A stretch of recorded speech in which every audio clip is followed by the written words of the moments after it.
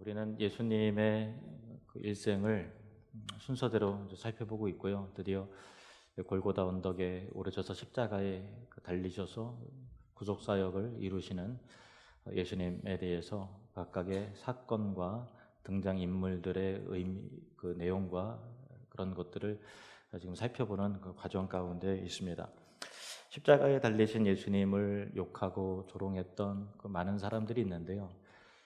여러 그 부류들을 먼저 좀 소개를 하겠습니다. 첫 번째는 그 로마 군병들입니다. 이방인들이죠. 유대인이 아니기 때문에 예수님과 어떤 이해관계가 있는 사람들이 아니잖아요.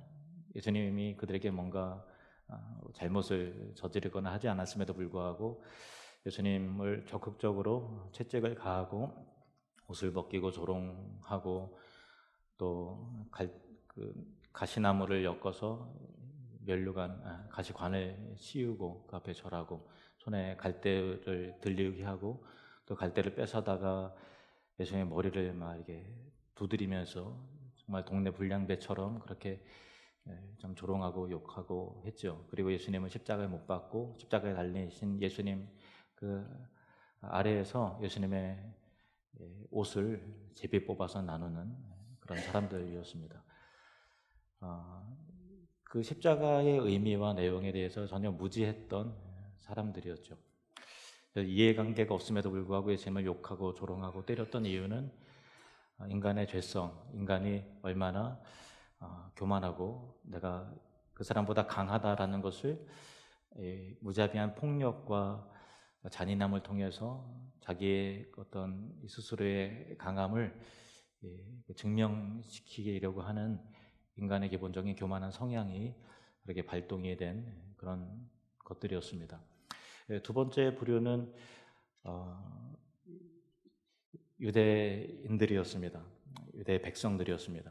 마태복음 27장 39절에서 44절 말씀 보시면 지나가는 자들은 자기 머리를 흔들며 예수를 모욕할 이르되 성전을 헐고 사흘에 짓는 자여 내가 만약 하나님의 아들이어든 자기를 구원하고 십자가에서 내려오라 하며 예수님에게 무슨 특별한 죄목이 있었다면 그 죄에 대해서 조롱을 했겠죠. 예를 들면 살인죄를 지었다면 저 이 추악한 살인자여 하고 너의 핏값이 너에게로 돌아갈 것이다 이렇게 저주를 한다든가 또 강도짓을 한다면 파렴치한 강도범아라고 욕했겠지만 예수님께서는 어떤 죄목 자체가 없었어요. 그래서 할 수 있는 말은 성전을 허물고 사흘에 다시 짓는 자요. 그들의 무지에서 비롯된 것이죠. 그 안에 있는 영적인 의미가 있음에도 불구하고 그 뜻의 의미를 모르니까 그렇게 머리를 흔들면서 조롱하고 예수님을 욕하고 했던 유대 그 군중들, 지나가는 사람들까지 그렇게 조롱하고 욕했습니다. 세 번째로 예수님을 조롱했던 사람들은 유대 지도자들이었습니다. 41절부터 43절 말씀을 보시면 그와 같이 대제사장들도 서기관들과 장로들과 함께 희롱하여 이르되 그가 남은 구원하였으되 자기는 구원할 수 없도다. 그가 이스라엘의 왕이로다. 지금 십자가에서 내려올지어다. 그리하면 우리가 믿겠노라. 그가 하나님을 신뢰하니 하나님이 원하시면 이제 그를 구원하실지라. 그의 말이 나는 하나님의 아들이라 하였도다 하며 누구보다도 성경을 많이 알았던 사람 아닙니까? 그리고 그 제사를 드리는 그 현장 가운데 또 있었던 사람들이죠. 대제사장이니까. 그럼에도 불구하고 그 제사의 의미를 모르는 거예요. 그 제사의 의미, 속죄의 의미는 예수 그리스도잖아요. 피 흘림이 없은즉 사함이 없느니라.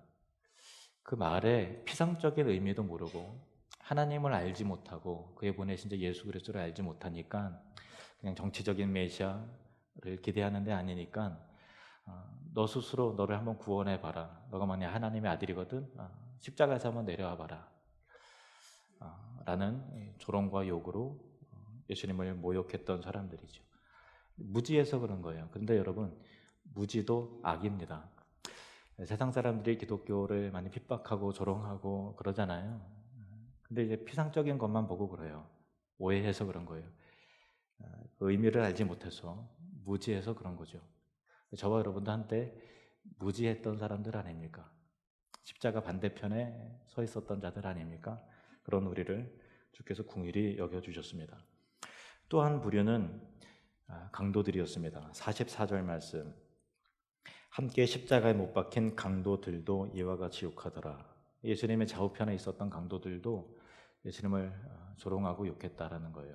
그러니까 이방인들도, 로마 군병들로 대표하는 이방인도 예수님을 조롱하고 모욕하고, 지나가는 행인 그냥 평범한 유대인들도 예수님을 조롱하고 머리를 흔들고 손가락질하고, 가장 신분이 높았던 대제사장들과 서기관들과 또 장로들과 바리새인들도 예수님을 조롱하고, 심지어는 예수님 좌우에 있었던 강도들도 예수님을 욕했어요. 물론 이제 누가복음에 보면은 그 중에 한 강도는 이제 회개하죠. 그래서 당신의 나라가 임할 때 나를 기억하소서라고 그렇게 구원에 대해서 부탁을 드렸고, 예수님께서도 내가 진실로 내게 이르노니 오늘 내가 나와 함께 낙원에 거할 것이다, 이렇게 말씀을 하셨습니다.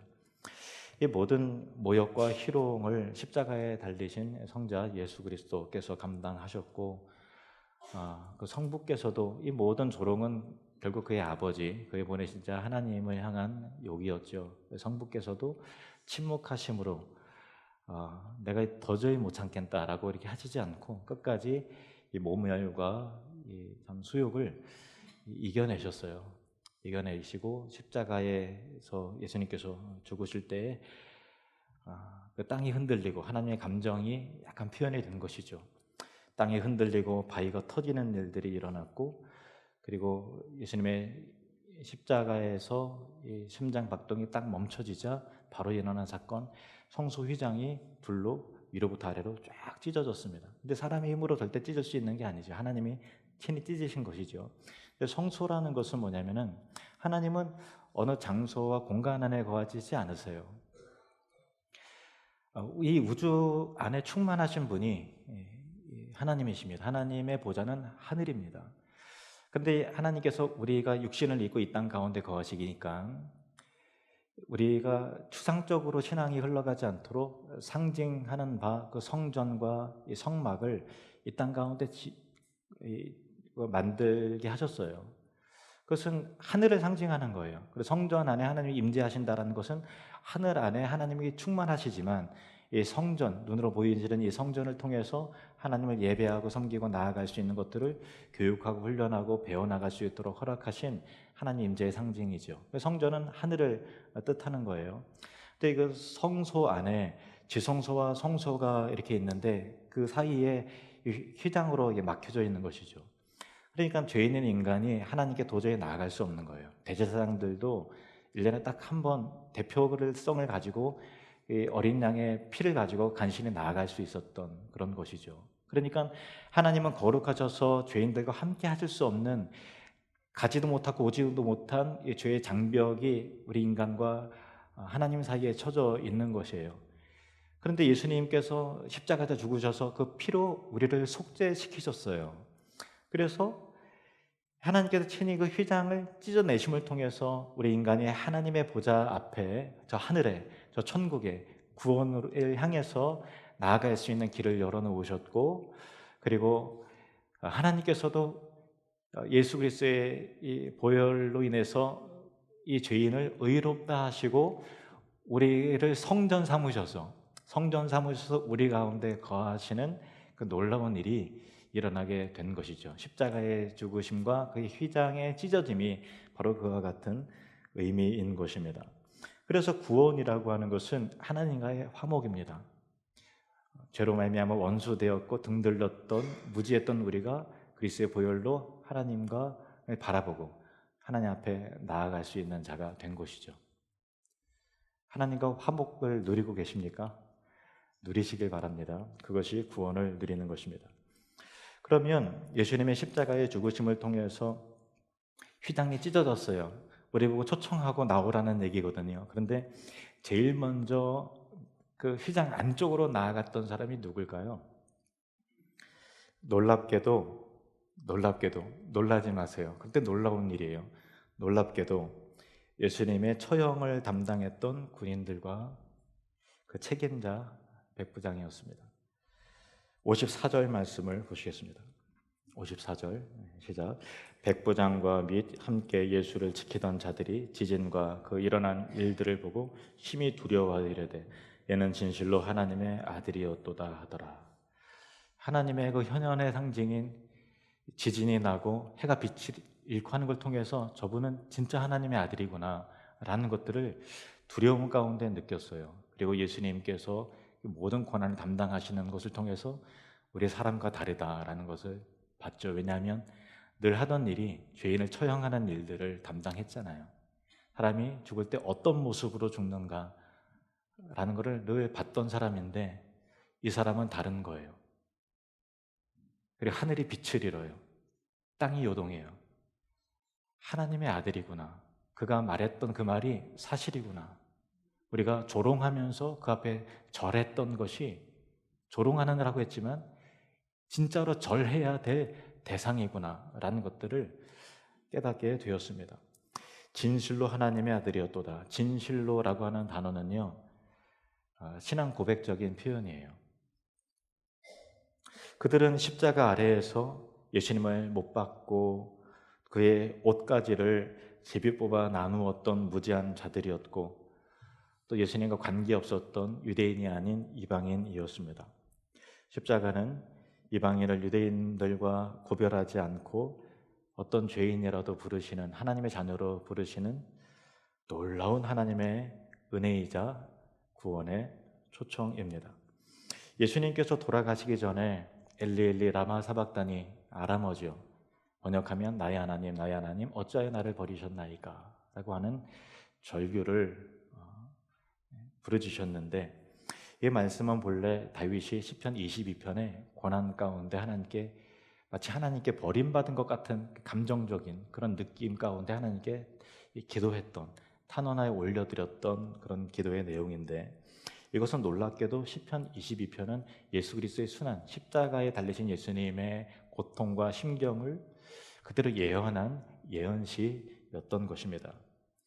1절 말씀, 시편 22편 1절 말씀을 보시면 내 하나님이여 내 하나님이여 어찌 나를 버리셨나이까. 엘리 라마 사박다니, 이 말씀입니다.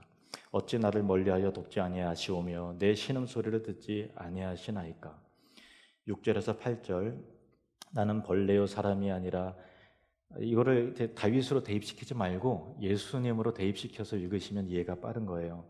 나는 벌레요 사람이 아니라 사람의 비방거리요 백성의 조롱거리니이다. 나를 보는 자는 다 나를 비웃으며 입술을 삐죽거리고 머리를 흔들며 말하되 그가 여호와께 의탁하니 구원하실 걸, 그를 기뻐하시니 건지실 걸 하나이다.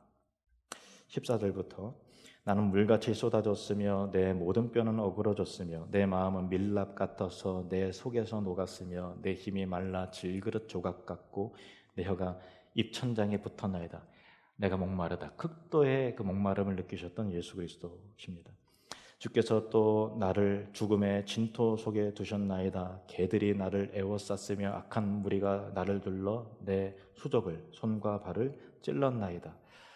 내가 내 모든 뼈를 셀 수 있나이다. 그들이 나를 주목하여 보고 내 겉옷을 나누며 속옷을 제비 뽑나이다. 참 예수님의 비통함과 고통과 고뇌와 목마름의 심경이 너무나 잘 드러나 있는 예언시이죠. 그런데 놀라운 것은 예수님의 이 순환의 내용이 담겨져 있는 시편 22편의 결론이 뭔 줄 아세요?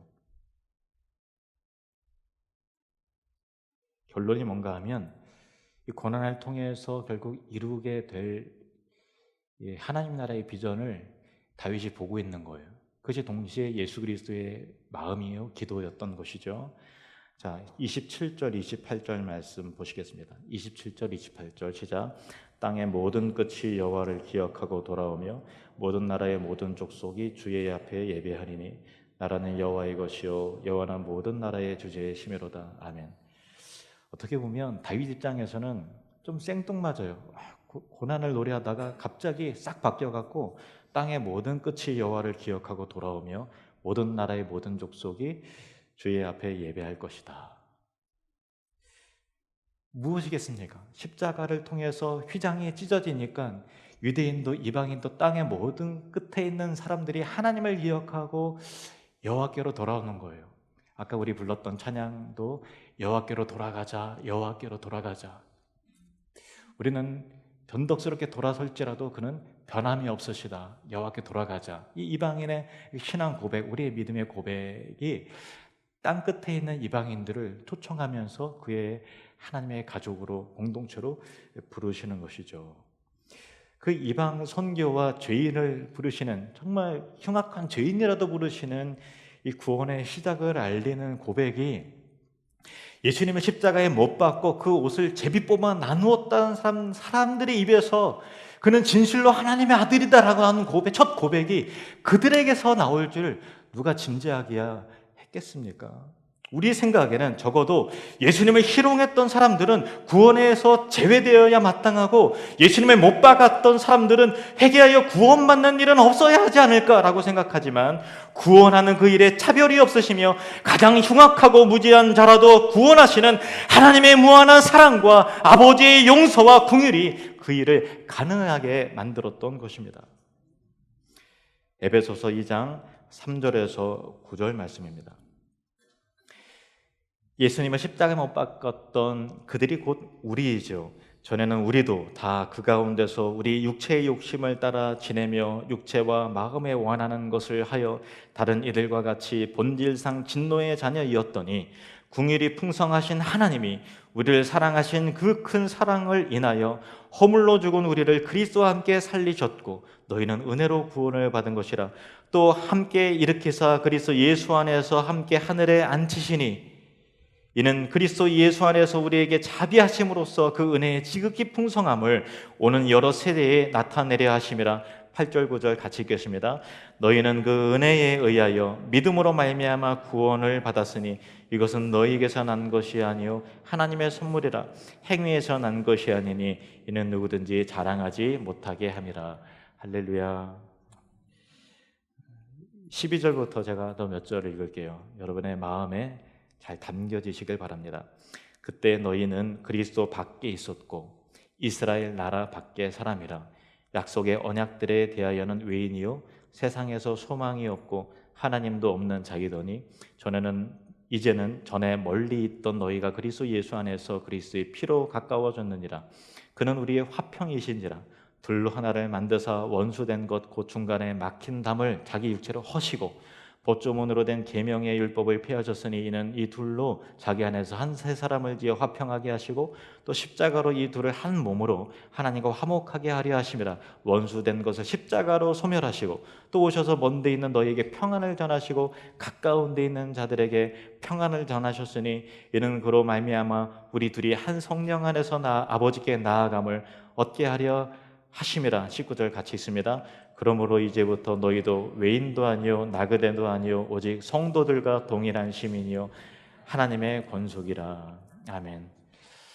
군병들의 입에서 이는 진실로 하나님의 아들이다 라고 했던 정말 흉악하고 정말 예수님에게 죽게 했던 그 장본인이었던 그 사람들 입에서 나왔던 시작되었던 그 복음의 은혜가 우리 입술 가운데도 있는 거죠. 지리적으로 따지면 우리 대한민국은 정말 가장 멀리 떨어져 있었던 자들 아닙니까? 그런데 특별한 은혜를 저와 여러분이 받은 거고 누린 것입니다.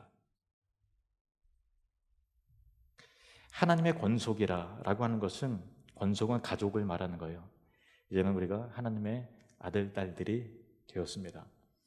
그리고 두 번째로 십자가의 죽으심 이후에 예수님을 인정하고 그 신앙을 증명해낸 또 다른 부류가 있습니다. 첫 번째는 군병들이었고요. 두 번째 부류는 그 참혹한 십자가의 현장 속에서 도망가지 않고 끝까지 예수님을 따랐던 사람들이었습니다.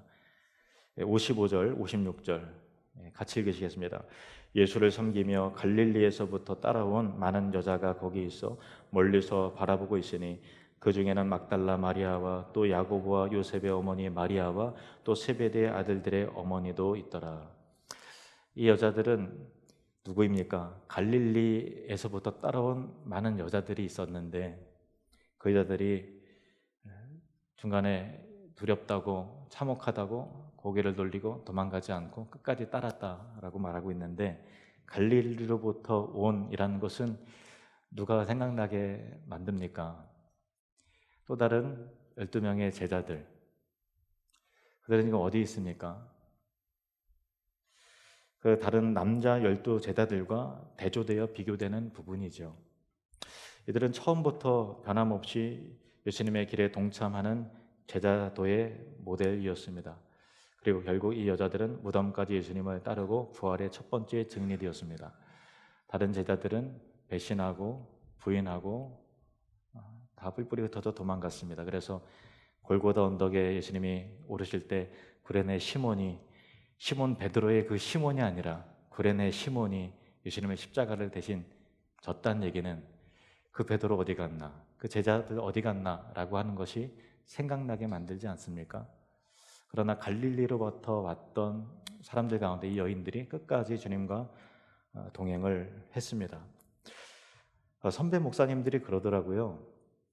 교회에서도 끝까지 의리를 지키는 사람은 남자가 아니라 여자들이랍니다. 왜 그럴까요? 그 경험에서 나온 얘기예요. 진지하게 의리는 여자들이 지키더라고.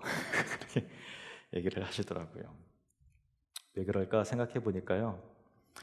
남자들은, 저도 남자죠, 대체로 현실적이에요. 그래서 현실에 대한 빠른 상황 판단과 대처 능력이 있다 보니까 그것이 장점이기도 하지만 현실 중심적이라 우리의 믿음의 발목을 잡는 일들도 많이 있습니다.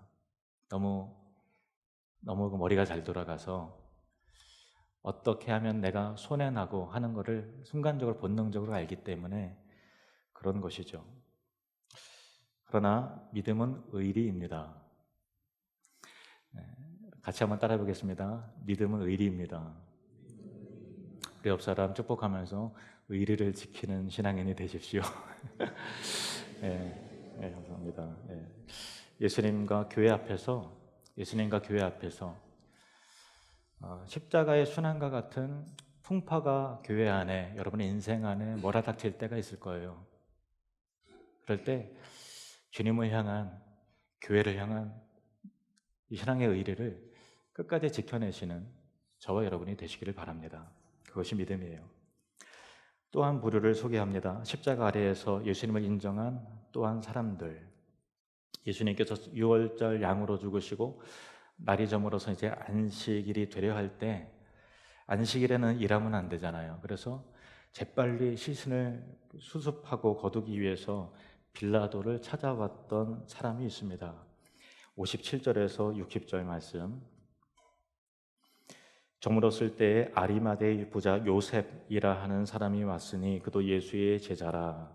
빌라도에게 가서 예수의 시체를 달라 하니 이에 빌라도가 내주라 명령하거늘 요셉이 시체를 가져다가 깨끗한 세마포로 싸서 바위 속에 판 자기 새 무덤에 넣어두고 큰 돌을 굴려 무덤문에 놓고 가니. 아리마다에서 온 부자 요셉, 참 거부였던 것 같습니다. 부자 요셉. 근데 그도 예수의 제자라는 것이 눈에 띕니다.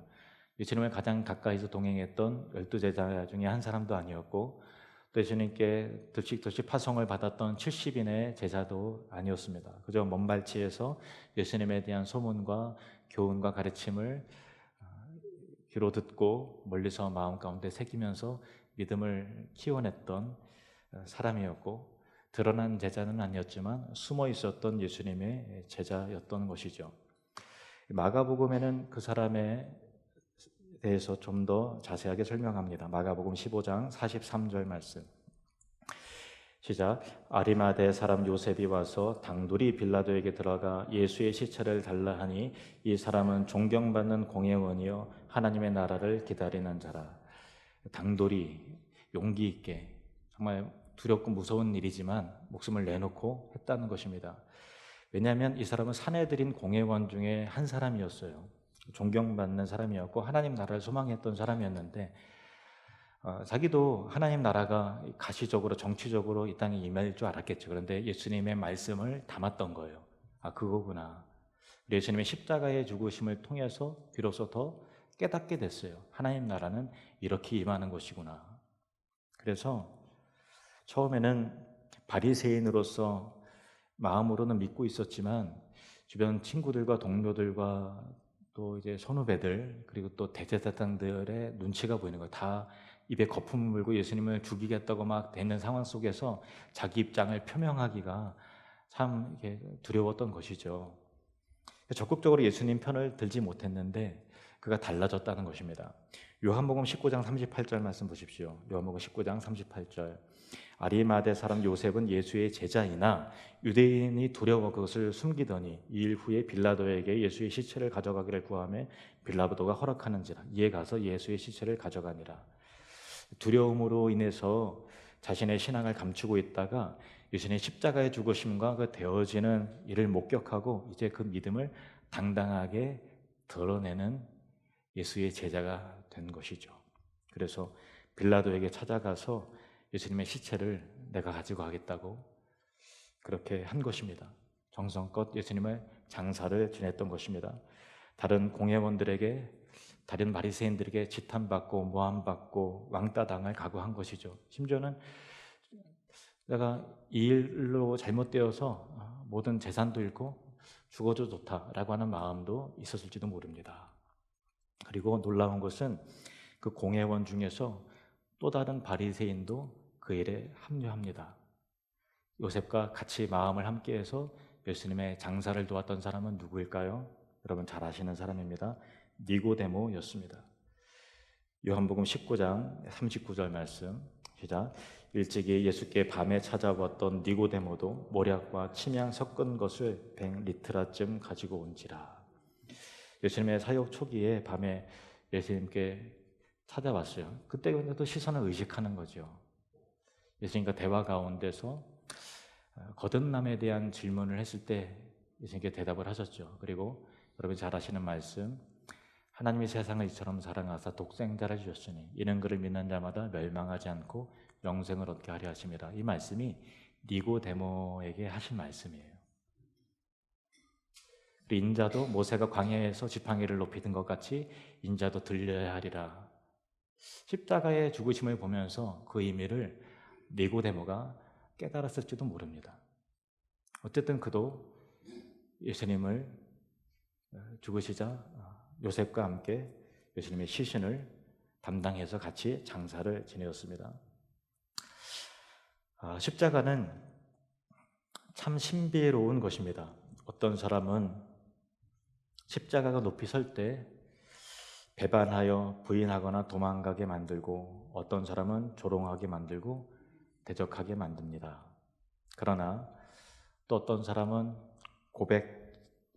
변화시켜서 진실로 하나님의 아들이심을 고백하게 하고 인정하게 만들고 어떤 사람들은 십자가를 통해 그의 진실한 믿음이 그냥 숨어 있었던 믿음이 진실한 믿음으로 드러나게 만들고 그 열정이 빛 가운데로 나오게 만드는 것입니다. 어떤 사람들은 예수님을 잡아 재판하여 십자가에 못 박았던 그 대제사장들과 바리새인들 중에 또 어떤 사람들은 예수님의 제자가 되어 따르게 만들고 십자가는 참으로 참 인류를 두 부류로 나누는 신비한 능력이 있죠. 십자가는 인류를 두 부류로 나누는데 인류 역사 속에서 전 인류를 두 부류로 구분짓는 이 거대하고 이 놀라운 역사가 인류 역사 속에 십자가 외에는 없습니다. 고린도전서 1장 18절 말씀입니다. 고린도전서 1장 18절 같이 읽겠습니다. 시작. 십자가의 도가 멸망하는 자들에게는 미련한 것이요 구원을 받는 우리에게는 하나님의 능력이라. 아멘. 십자가의 도가 멸망하는 자들에게는 미련한 것이요 구원을 받는 우리에게는 하나님의 능력이라. 십자가는 사람을 두 부류로 나눕니다. 멸망하는 사람들과 구원받는 사람들도 나눕니다. 나는 어떤 사람입니까? 십자가를 통해 뒤로 물러가는 사람들이 있습니다. 반면에 십자가를 통해 앞으로 나오는 사람들이 있습니다. 나는 누구입니까? 인생에 십자가 같은 또 다른 일들이 삶 가운데 역경으로 다가올 때 좌절하고 등을 돌리는 사람들이 있고 오히려 그 믿음의 빛을 발하는 사람이 있습니다. 여러분은 누구입니까? 기도하시겠습니다.